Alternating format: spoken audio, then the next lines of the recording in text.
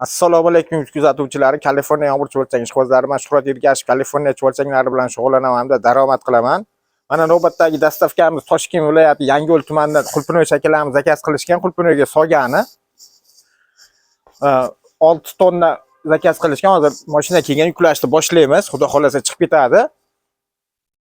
Keyin Toshkent shahridan ham ko'p zakaz qilishyapti. Gulchi akalarimiz aka bizga upakovka qilib bering deshgan, upakovkani ham boshlaganmiz. Mana Sharq Biagomiz 4 kilolik upakovkada kelishilgan holda yetkazib beryapmiz. Ko'p savollar bo'ladi. Aka Biagomiz nima deydi?